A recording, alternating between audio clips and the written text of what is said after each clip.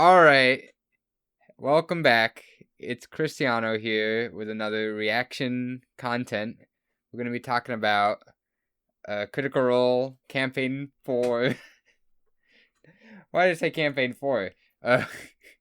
It is Campaign 4. It is Campaign 4. Campaign 4, Episode 5. I got 5 and 4 mixed up. Also, Nick's here. Welcome, Hi, Nick. We're keeping this intro. It's fine. I live inside yeah. Cristiano's head. Welcome. So, yeah, kind of a weird episode this week, huh? Last week when they were like, come back next week for the soldier table, my expectations were so high. And they by tricked high, me. you mean soldier. This whole episode. They tricked me so big time by rehashing something they'd already seemingly figured out for no reason. Yeah, I mean, I see why they did it, but I'm unclear why they did it during the soldier table episode. If this is like, assuming we're not going to get the soldier point of view back for another, 3 episodes.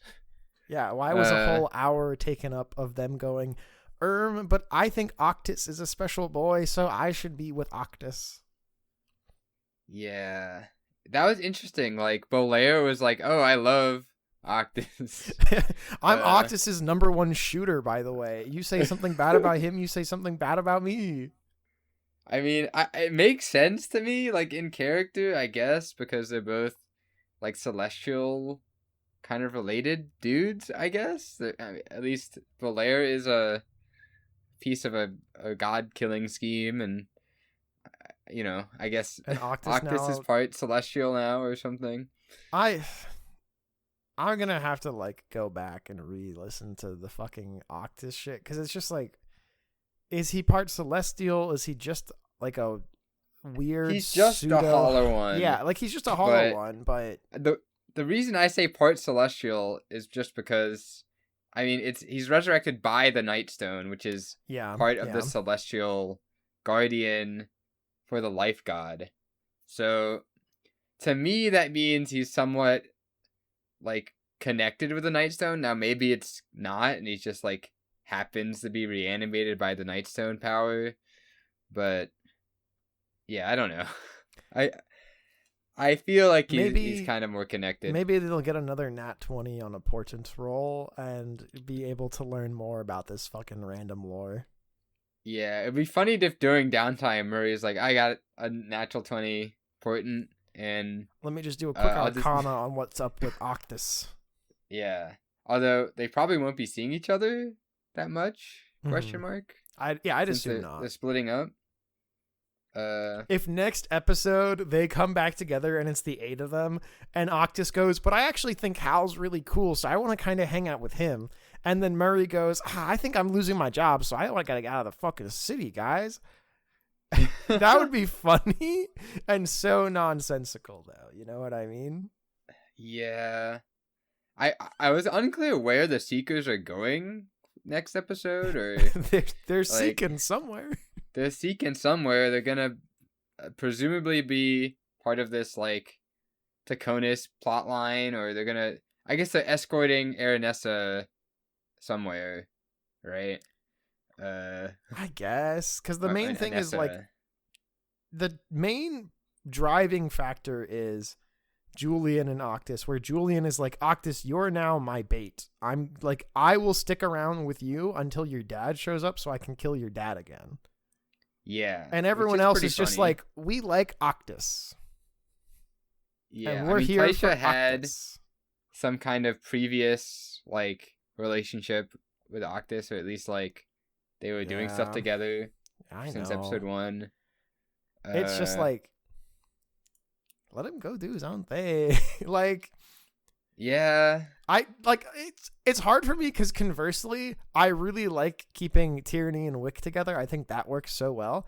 But Octus and Taisha staying together feels because of the way Abria plays Taisha, it's come on, let him go be his own bird and learn how to fly. Taisha's very protective, I guess, or I think most most of Bria player characters I've seen are pretty protective people. So, Well, maybe it's just like I think like the way I describe Bria is like she always wants to like do the fun thing for the group and wants to like support like the other characters by like like ask questions about people's characters and like defend them and stuff. But sometimes that comes off as like a little bit butting into the scene. Sometimes it is hard because it's like it's one thing when you're like playing D&D in your own life, and it does help to have somebody who is that person, just so like everybody kind of gets to lean in and play a little more. But we're in the live play, and like every character is getting like a 30-minute aside scene. It becomes a little bit like, why are you doing this? You definitely felt like, I mean, throughout these Overture episodes and also this episode, that like characters would try and butt in. Like even Wick later in the episode was trying to butt in and do like some descriptive stuff for his character, I guess, like talking.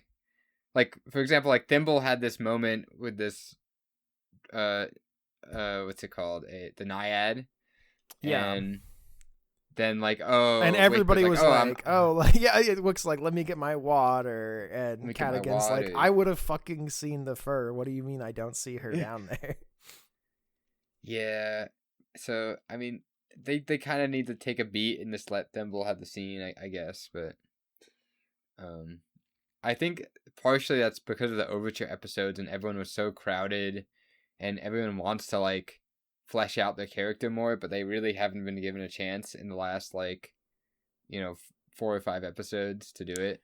Yeah, I think you're right. Now that they're split up, everybody will kind of have a bit more time to grow instead of just like, okay, you're doing something that's epic, go walk away and come back in 4 hours after these other people are doing something. Yeah, I'm also interested to see like who the group leaders will be in all these groups. I'm feeling it, Tyranny or Thimble for sure in the soldier group. Thimble because it makes the most sense, but Tyranny because she's my fave.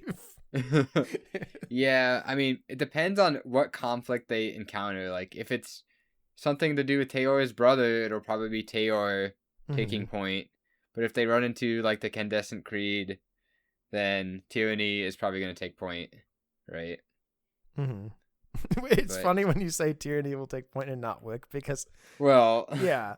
I like that Sam Riegel is playing Wick as this, like he has the serious moments, but then also, like, he approaches and he's like, my name is Nick Halathar, or what's the Halavar.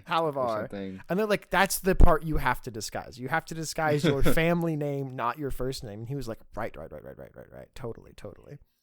Yeah, we'll see. I mean, obviously Sam Riegel is playing this, like, playing the fool intentionally. Certainly. And it will be annoying if he keeps doing it forever, right? Yeah, I think, like, early Wick being this, like, kind of foolish, naive character who makes these kind of, like, obvious mistakes because he's never had to lie about who he is before, it fits. If in 6 episodes and, like, 20 more hours he's still doing that, it's like, well, hold on. What's happened between now and then? We'll see. But I think he hasn't even been in combat yet, really. They haven't had to make, like, a hard decision. He's kind of just, like, running from his own family revelation, and Tyranny's the one who's really grappling with it head on, which is, I love the dynamic switch since, like, episode 1, that Tyranny is, like, the more serious character. It's really funny. Yeah, like, I remember episode 1, you were like, she's, like, the kind of zany, like, wacky character who's just doing random bullshit. And then very quickly, she's like the straight man to Wick, who's just like, no, you need to get your fucking head out of your ass. These people will kill us if we fuck up. Exactly. Yeah, I mean, my read on Tyranny was she was going to be set up like Jester from Campaign 3, or Campaign 2. Oh my god. Don't Can't worry. get my campaigns You know straight. I didn't watch Critical Role's campaign 1 through 3, so I don't know I anything mean, about Jester other than what you said. hey, look, you got a fresh perspective, so I do. there you go. I'm sure when they say like these inside jokes, you're totally understanding them. Absolutely. Like, I love a good inside joke that I'm not privy to. like whenever they say "making my way" somewhere, and they all like freeze frame and say it, that's been going on for a long time. The deep lore. The deep lore. It's kind of annoying at this point. I'm not gonna lie, because there's definitely scenes where like the tone is more serious, and they are like cutting it with I'm this making my way over inside there. joke, which I guess is natural to cut the tension of the scene, but Mm-hmm. you know, I really thought this episode was going to be first, like, full combat with the soldier table, because we've only seen Thimble and Yeah. Cadigan in a fight, and, like, Taor hasn't gotten to fight, and he seems like a natural guy who would get to shine a little harder in a combat. yeah, exactly. And it seemed like so they had the opening scene with the soldier table, and it like Which they was had like the cold pretty open. funny. Did they imply they were about to like fight somebody, but then they like retcon, or not retcon, but like they had factored in like, guidance? Yeah, before the end of the cold open, they had failed the survival check to catch like any of the trails, it seemed. And so they were going Yeah. to be like in the woods, exhausted, having to like fend off undead or something. And then Or they something came like back that. and Robbie was like, actually, I could have used guidance on myself to get one more point to turn it from 19 to 20. Yeah. So we succeeded.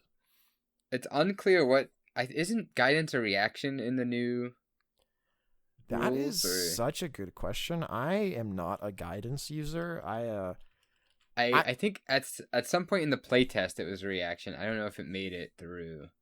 I'm one of guidance's probably biggest haters, if I can be so honest. I'm not a big It's fan still- of it. I can't tell if this is the legacy one. God, how do I show me the new one? Sign in. I can view it. It doesn't matter that much, but I can view it. Yeah, because I think they changed it so it's like less spammable or something. I don't know what they really did, but yeah, guidance is like it's something that like every check you're gonna try and use it pretty much. Yeah, literally. It's just like, oh, a free bonus D4, epic. And just like, I mean, Brendan Lee Mulligan loves animal companions that can give you the help action as well, Mm-hmm. which made sense for Cadigan's, ranger companion, but if it's showing up, if it's like, oh, make a deception check and then he gets a help action or something. Yeah. You're gonna have to explain why, Especially it's not gonna be like the way Robbie himself like doesn't remember Wolfric is around. It's just like, I don't know if he doesn't remember. Maybe it's not that he doesn't remember and he's just not always aware of what Wolfric can help with. Yeah, I think he's not looking for the help action, but I think like Brennan reminded him to take the help action for survival checks with Wolfric factored in. So, yeah, but I mean, back to like the beginning of this episode, not a lot. It was like an hour and a half, and like not a lot happened. It kind of just clarified like what the tables were gonna be, and like the why these characters were splitting ways or parting ways. Yeah, and it just felt so much less natural than like the previous episode. It became clear to me that the reason all 8 of them had to come together is because Brennan said, oh, they need that nat 20 to bring Octus back to life, so therefore everybody has to come back together instead of just like having the natural split off at the museum and at the Loy estate. Yeah, so it felt a little bit. Yeah, I mean, certainly once the group decided to investigate the Royce house estate, or whatever. And I remember when you were talking to me about it before I got to that point, you were like, it really felt like they were gonna have a combat, and then they just didn't. Well, it felt like they were gonna have a combat because they were like these people entered the museum after hours and were trying to right, do something at the museum, right? And they kind of just ignored them. They just Bolaire, who seems like he would be kind of wary of these people, was like, oh, I see on the horizon that something's not right with House Royce, so I'm gonna go investigate, right? Yeah. And I think that was the player influencing that more than the character, certainly, because they wanted to meet up. And then Brendan was like, okay, well, now I can make it so this investigation check leads directly to the other party, and then Murray's ready with the nat 20 to resurrect Octus. So, and to me that check didn't feel like it needed to be a nat 20. well, yeah, it might have been doable without the nat 20, even on a DC 30. It just the way, because again, that's maybe something I need to go back and listen to, but talking to you about it's they just needed to take the Nightstone out of him. Yeah, I mean, it was unclear why it was such a hard check. Yeah, because fucking the lady Aranessa knew it was in there. At the very least, she saw them put it in him, so they should have known it was there. And Valus wants it back, so of course she's gonna take it out. It feels very natural that would have happened. Yeah, again, being charitable for a DC 20, DC 30 medicine check, it might have been that it was somewhat not in the corporeal plane or something, or it was the Nightstone was with Octus but not physically present, and then somehow the nat 20 or the high medicine check would be kind of pulling it into existence somewhat. I don't know. Yeah, I mean, this is something that I think we're every time we talk about this from now on, we're gonna come back to. Why the fuck did they need a nat 20 of a D? Why did they have a DC 30 check to get a stone out of a boy? Yeah, maybe if they failed, surely you can't fail that check, right? Right. Either even if you fail, maybe mutilate his corpse a little bit, getting the stone out, but it's not like you're gonna lose the stone that's lodged in this guy's chest, right? Mm-hmm. So anyway, they did it. Octus is back.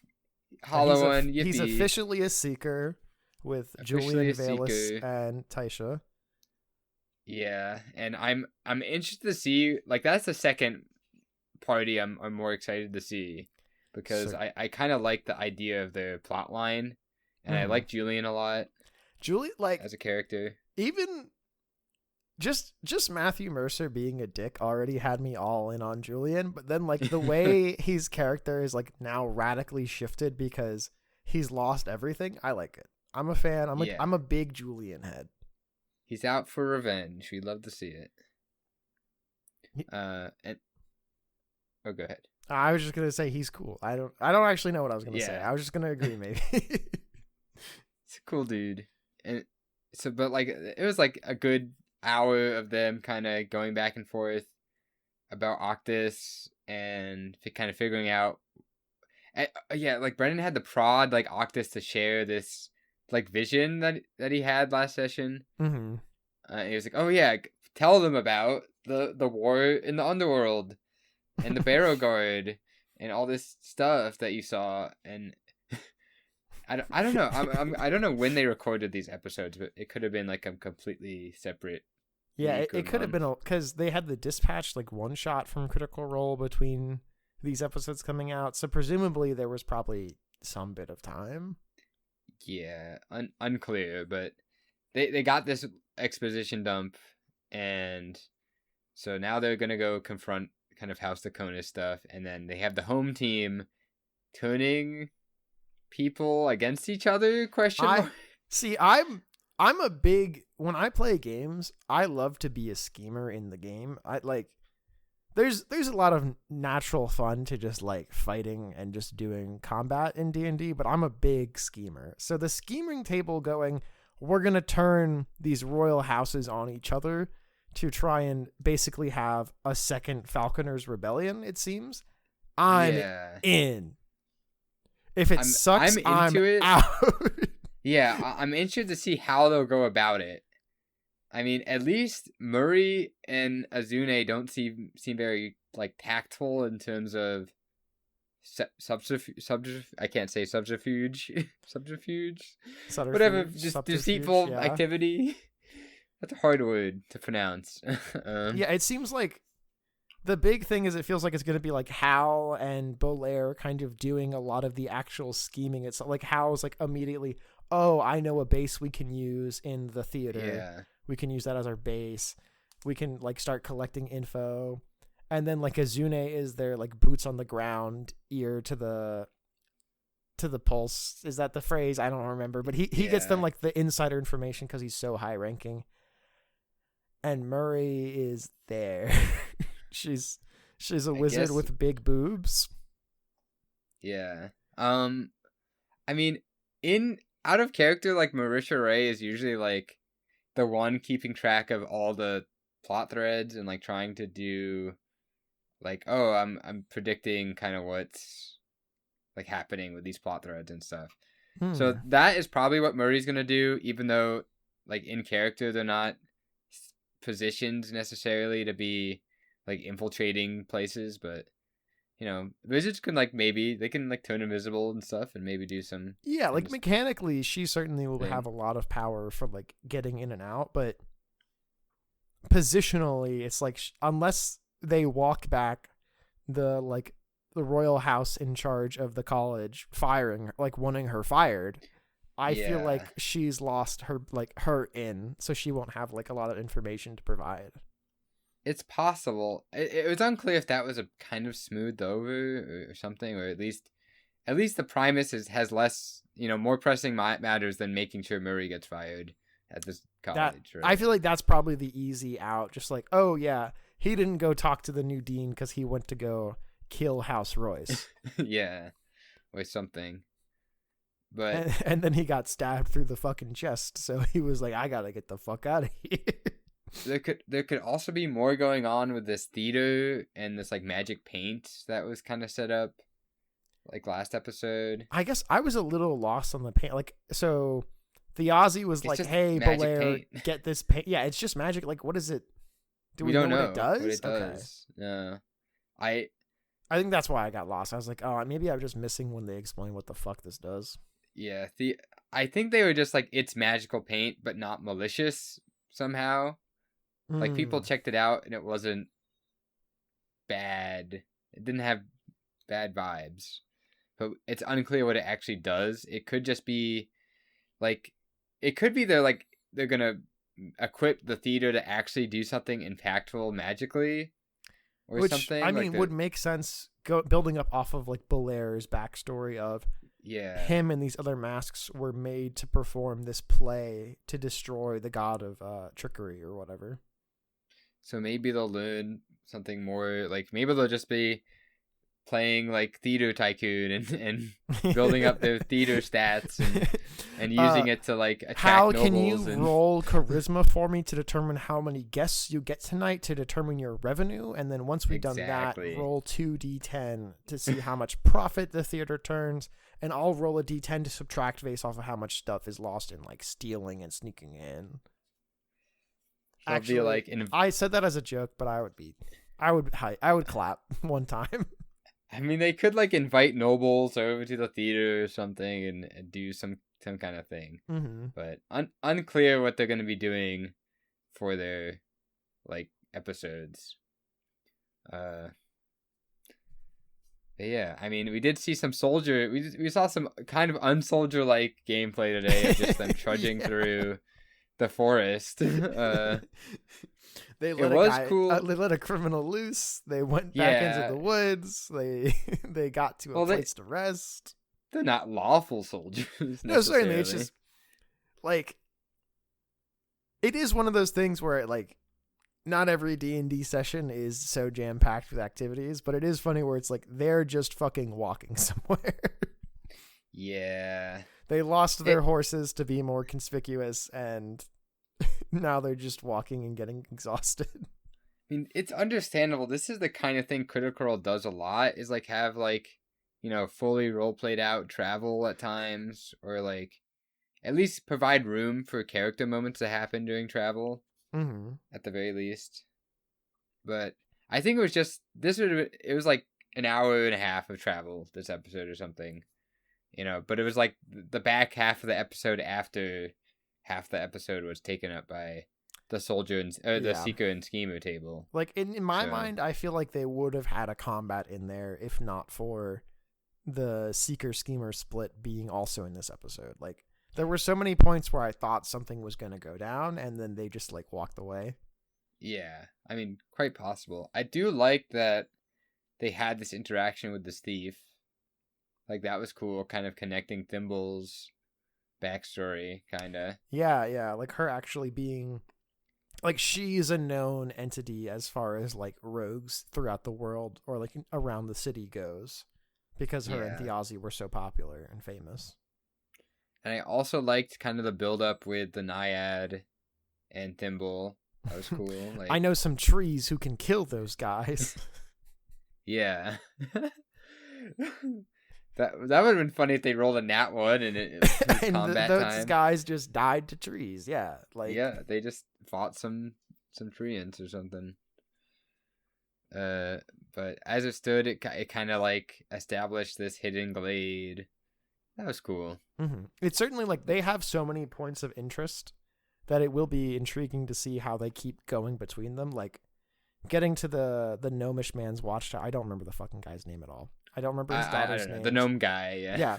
But like I really liked that moment with him and Teor where Teor was like, yeah, if we ever find any info on your daughters, we will make sure to like pass along, like you are still waiting for them.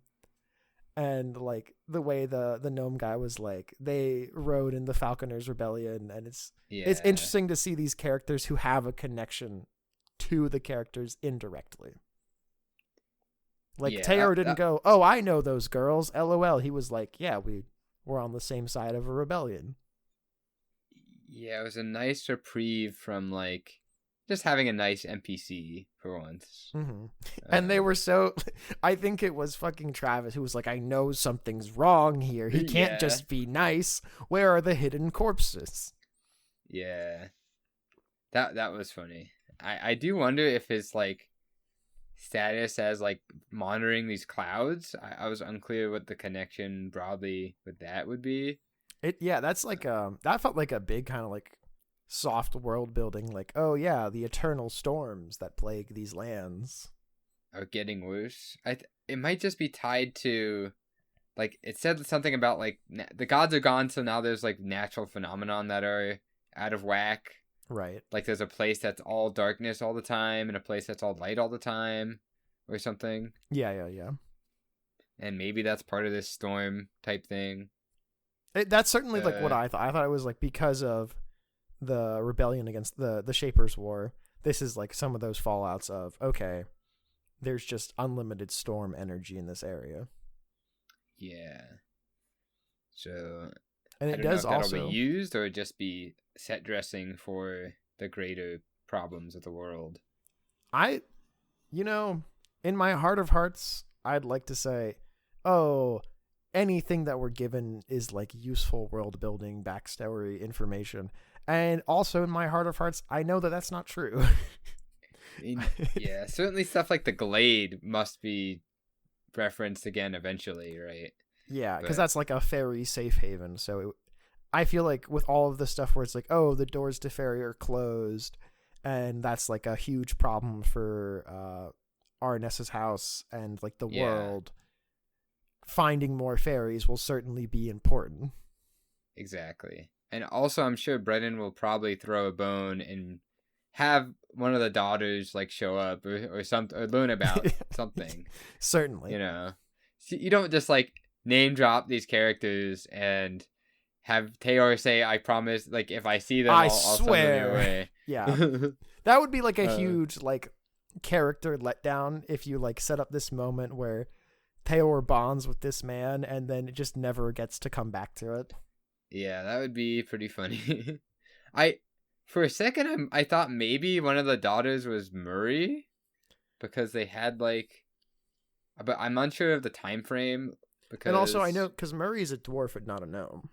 yeah, but like we don't know what the mother's That you race know what? was necessarily, That is true. and that would fit with a gnome size wise. and one of the names that was dropped was like Demu something, so I was like, oh, maybe that's like a shortened, like it got shortened to Murray, but that's Yeah, kind of a yeah. long shot. That's kind of a long shot. I think that would be a very interesting, like, way come all the way back around at the end of the campaign, or where all the groups convene, and Thayer goes, and I couldn't find any of these daughters. Name one, name two, name that's Murray or something, and Murray goes, oh, that's me. That would be pretty funny. That would be pretty funny. I am hoping that like I want a little bit more conflict, and it doesn't have to be like they set up PvP, but like just have like the motivations get more mixed and less like all aligned with each other. I think would be really fun. Like so far, none of the villains are very like. There's no reason to sympathize with any of them. Like it's unclear. Like the Conus is just out for power. They're just doing the House Taconis is just murdering people. And then like they really set up like the Wicks family to be just evil people, you know. Yeah, they're just the regular Catholic Church or whatever. Yeah, the regular Catholic Church. Instead of the fantasy world where they're good Catholic Church. Yeah, juicing out blood from a celestial, you know. And certainly it seems like, because the thief they found, he was stealing the shipment from Wick's family. So it's like, oh, what are the repercussions of like this celestial liquid being like so widely available for people? Like we see that Wick is powered by it, but I kind of assume like it just lets you cast magic or something, or use it as like an arcane source of energy, maybe. Yeah, like definitely from like a gameplay perspective, I see that making sense. But like, what happens when you dump a bunch of it in the river? You know? Yeah, I don't know. Do you get a bunch of fish jumping out with little halos, casting guiding bolts on people? Maybe. I mean, certainly Wick's an exception because he's like fully sorceress bloodline celestial. Oh, for some reason I always assumed he was a cleric. I think I'm dumb. He's not a cleric. He's listed as a cleric officially? He's listed as a cleric. He's definitely a sorcerer.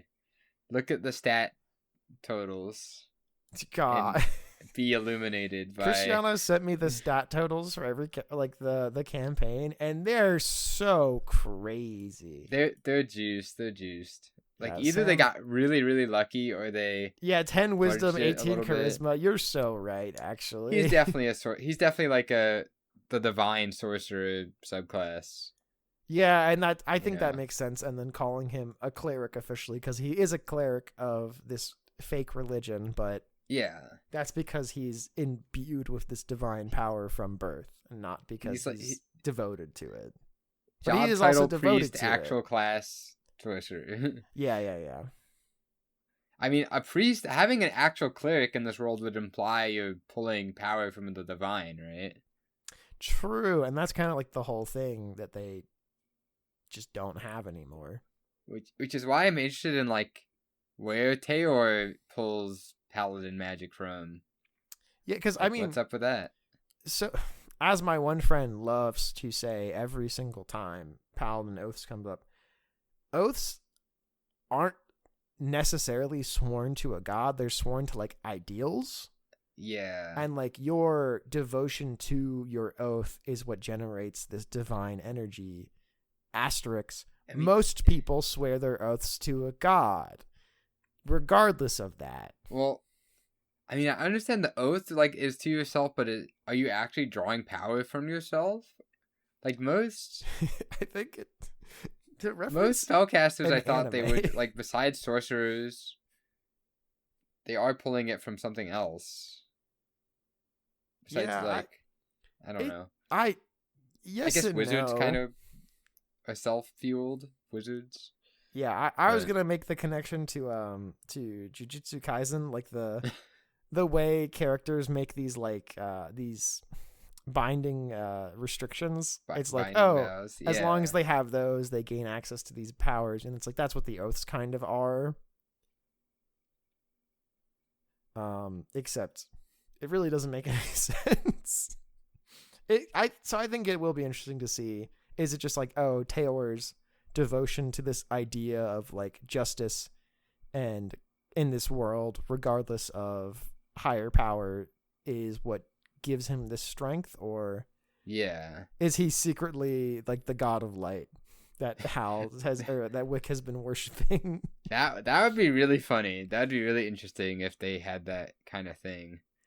And I know you're saying this just to say it, but like they did have a miniseries where there was like hidden gods in the in the miniseries. So I mean, the main reason I said it is because of the way Wick reacted to Tayor just using lay on hands. It's like, oh, he's never seen like a paladin's divine magic before in whatever or asterisk whatever that means in this world. Yeah, it's unclear. I'm hoping a combat will illuminate like more on how these characters are drawing magic. And absolutely, such. I would be so nice to like see Tayor in action and see what he does and how he does it. Which will hopefully be soon, but we gotta wait 3 weeks or something. Like it's gonna be a while before we see soldiers again, unless they because at the end of this episode, they didn't say next week we're at blank, right? It ended. I think they just ended. Yeah, I'm not sure what the next week will bring. I think it's only fair if next week is like Seeker's Table and the first hour is soldiers. Yeah. Gotta balance it out. I can hope that this wasn't categorized as a full soldier episode, but who knows, really. Yeah. This felt like kind of just a wrap up of the overture as opposed to a full soldier episode. And I will come so clean. I just thought they were calling it overture because it sounded cool. I didn't know that was like just supposed to be the prologue to the campaign.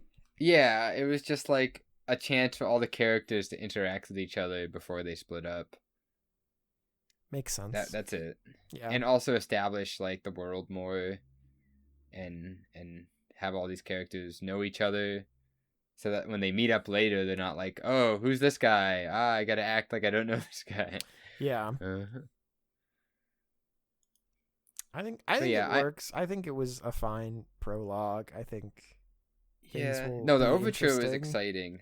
And this was a fine episode, but if this happens again, if like next episode is nothing but talking and traveling and nothing, like I don't need necessarily combat, I just need conflict. I need the story to progress meaningfully and not just, oh, they were in the fucking woods for 2 hours. Yeah, discussing plot points we already learned about and like moving from point A to point B. Yeah. And I make an exception to this because, first of all, nobody told me Robbie Damon is so fucking hot. I wasn't prepared to see him on the screen be like, wait a second, that's who that guy he's hot because he takes the first moment he can get to go bathing naked in a creek or something. Exactly. That's why I'm like, I give allowances for him doing that quirky stuff. But then like the final part where he's doing his watch and he's like, I'd like to give myself disadvantage on this because Cadigan's like playing with this toy for some reason. That's interesting. I'm like, is this building weird to something? So I know from behind the scenes footage that apparently Robbie Damon has the most pre-written backstory of any character. Hype. Awesome. Sick. That he like delivered like a short story or like a lot of text to Brennan about his character. So it's probably like referencing something we don't know about. Like I don't think it was I think he had a thought out reason for doing that.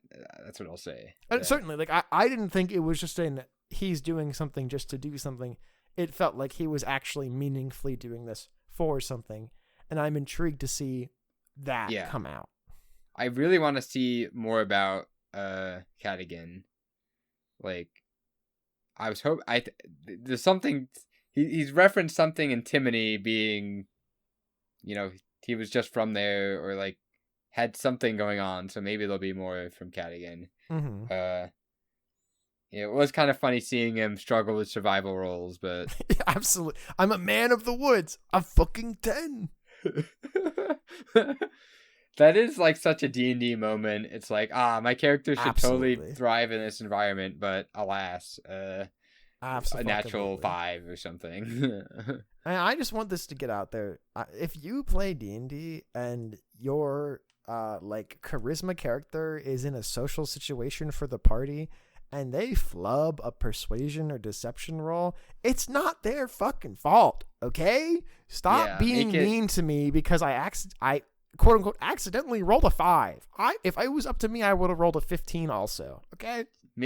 At least don't make it like I don't think Brennan's done this, but it certainly happens in situations where, your charisma character rolls a 5.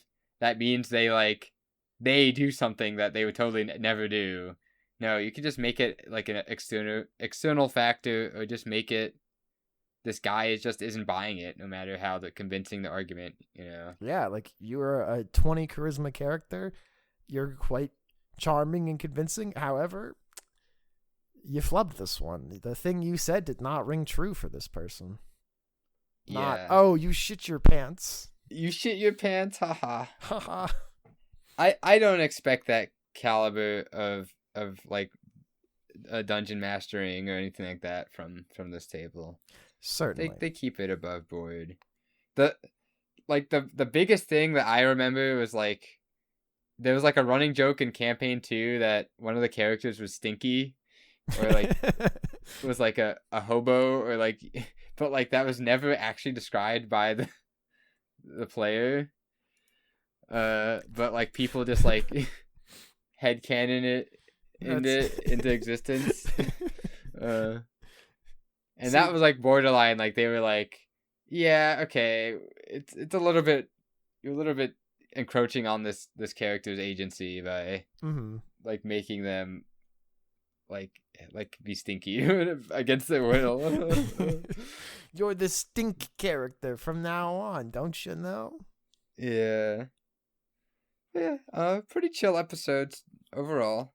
Certainly, like no episode of these 5 episodes has made me go, oh, it's not worth watching the next one. Every single one has left me going, I want to know what's happening next.